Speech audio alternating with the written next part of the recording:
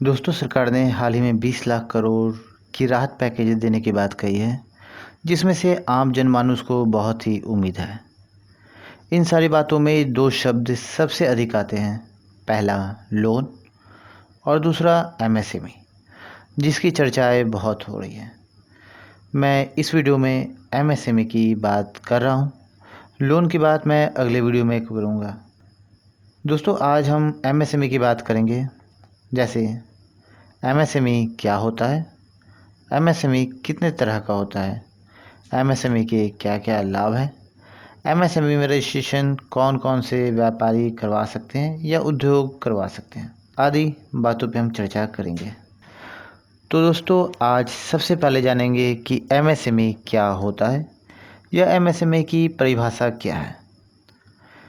किसी विशेष निवेश, टर्नओवर या कर्मचारियों की सीमा के अंतर्गत आने वाले उद्योग या धंधे को एमएसएमई। इन परिभाषाओं में तीन शब्द मुख्य रूप से आ रहे हैं, जो कि एमएसएमई के रजिस्ट्रेशन करते समय आपसे पूछे जाते हैं। उन तीनों शब्दों को मैं व्याख्या कर देता हूँ थोड़ा। जैसे कि निवेश, मतलब कितनी पूंजी आपके व्यापार या उद्योग में लगा हुआ है। ये पूंजी या रकम आपके लाख में गणना किया जाता है, जैसे 1 लाख, 2 लाख, 10 लाख आदि। टर्नओवर, मतलब आप एक वित्तीय वर्ष में कितने रुपए का लेन देन करते हैं। ये रकम लाख में जोड़ी जाती है, जैसे 10 लाख, 20 लाख आदि। कर्मचारियों की सीमा, मतलब आपके व्यापार या उद्योग में कितने कर्मचारी हैं। ये तीन शब्द एमएसएमई के रजिस्ट्रेशन में आपसे पूछे जाएंगे। अब जानते हैं कि एमएसएमई का फुल फॉर्म क्या होता है। तो एमएसएमई का full form micro, small and medium enterprises होता है। हिंदी में बात करें तो सूक्ष्म, लघु, मध्यम उद्यम होता है। यहाँ पे हमें जानना जरूरी है कि एमएसएमई के अंतर्गत किस प्रकार के उद्योग, व्यापार व धंधे आते हैं। तो आइए हम जानते हैं। यहाँ पे हमें जानना जरूरी है कि एमएसएमई के अंतर्गत किस प्रकार के उद्योग, धंधे या व्यापार आते हैं। तो इससे पहले हमें इंटरप्राइजेज या उद्यम को समझना बहुत ही ज़रूरी है। उद्यम का मतलब या इंटरप्राइजेज का मतलब दो तरीक़ों से होता है। पहला सर्विस और दूसरा मैन्युफैक्चर, मतलब पहला सेवा और दूसरा उत्पाद।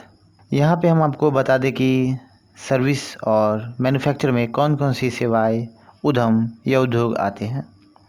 तो सर्विस की बात करते हैं तो सर्विस के अंतर्गत जो सेवाएं प्रदान की जाती है वो है ब्यूटी पार्लर, साइबर, नाई की दुकान, हजाम की दुकान, कोचिंग क्लासेज या अन्य कोई भी ऐसी संस्था या व्यापार जो कि सेवा प्रदान करती हो। मैन्युफैक्चरिंग की बात करें या उत्पाद की बात करें तो वो उद्यम, कारखाने या व्यापार जो कि कच्चे वस्तु से निर्मित वस्तु का निर्माण करती है, वो सारे इस कैटेगरी में आती है। या फिर उन सारी चीज़ों का व्यापार का एमएसएमई में रजिस्ट्रेशन किया जा सकता है। जैसे अचार के कारखाने, ब्रेड के कारखाने, मिठाई के कारखाने, कारपेंटर के कारखाने आदि।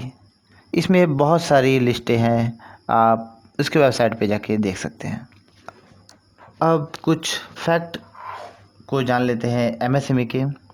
तो फैक्ट अबाउट एमएसएमई, पहला है कि एमएसएमई को भारतीय इकोनॉमी का बैकबोन कहा जाता है, यानी रीढ़ की हड्डी। एमएसएमई भारतीय इकोनॉमी को अपने ऊपर संभाले हुए है। इसका प्रमाण यह है कि 3.61 करोड़ यूनिट एमएसएमई भारत में है, मतलब 3.61 करोड़ एमएसएमई भारत में चल रही है, जिसमें से कुल 12 करोड़ से भी अधिक जॉब्स एमएसएमई देती है। 45% एक्सपोर्ट एमएसएमई के द्वारा ही होता है। और जीडीपी की बात करें तो 24.6% सर्विस में और 6% मैन्युफैक्चरिंग से होता है। तो बहुत बड़ा रोल है एमएसएमई का। एमएसएमई की कैटेगरी को अलग अलग डिवाइड किया गया है, जो पहले कुछ और थी, लेकिन नई वाली कैटेगरी हम आपको बता रहे हैं। जैसे कि एमएसएमई में 3 भागों में बांटा गया है, माइक्रो, स्मॉल और मीडियम। इसमें सर्विस और मैन्युफैक्चरिंग दोनों को जोड़ा गया है। मतलब आपका व्यापार कोई भी हो, सर्विस या मैन्युफैक्चरिंग, आपका इन्वेस्टमेंट 1 करोड़ तक होता है या फिर टर्नओवर 5 करोड़ तक होता है तो आप माइक्रो में आते हैं। दूसरा है स्मॉल, अगर आपका व्यापार 10 करोड़ या फिर टर्नओवर 50 करोड़ तक होता है तो आप स्मॉल में आते हैं। तीसरा है मीडियम, यदि आपका व्यापार 20 करोड़ तक निवेश और 100 करोड़ तक टर्नओवर कराता है तो आप मीडियम में आते हैं। यह जो अमाउंट है पहले कुछ बहुत ही कम होता था, लेकिन इस अमाउंट को बढ़ाया गया है ताकि एमएसएमई का लाभ ऊंचे कारखानों वाले को भी मिल सके। तो चलिए अब जानते हैं कि एमएसएमई पंजीकरण कराने से क्या क्या लाभ हैं। यदि आप एमएसएमई में अपने उद्योग या व्यापार का पंजीकरण करवाते हैं तो आपको एमएसएमई की बहुत सारी लाभों का फ़ायदा मिलता है। जैसे कि एमएसएमई में आपको कम ब्याज पर ऋण मिल जाता है।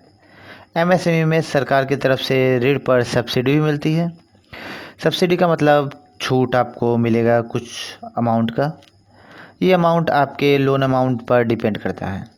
राज्य सरकार की तरफ से भी आपको एमएसएमई डी सर्टिफिकेट के ऊपर अगर आप पंजीकृत हैं तो आपको बिजली बिल तथा अन्य चीज़ों में भी सब्सिडी मिलती है। इसके बाद बात करें तो जब कोई उद्यमी अपने व्यापार के लिए कोई मशीन या टूल्स खरीदता है और वो एमएसएमई में रजिस्टर हो तो उसको उस मशीन या टूल्स पर भी कुछ रियायत या फिर छूट मिलती है। एमएसएमई में प्राप्त उद्योगों को सरकार की तरफ से मिलने वाले टेंडर में थोड़ा लाभ मिलता है। राज्य सरकार की कई सारी टेंडर जो होती है केवल एमएसएमई के लिए ही बुक होती है, वो किसी और को नहीं मिलती है। आईएसओ सर्टिफिकेट या फिर बिजनेस के कोई और भी सर्टिफिकेट आप एमएसएमई से आसानी से बनवा सकते हैं एमएसएमई के द्वारा, और आपको उसमें थोड़ी राहत मिलती है। लोन के डिपार्टमेंट में आपको एमएसएमई से बहुत ही फ़ायदा मिलता है। मुद्रा लोन जैसी व्यवस्थाओं में एमएसएमई का महत्वपूर्ण योगदान है।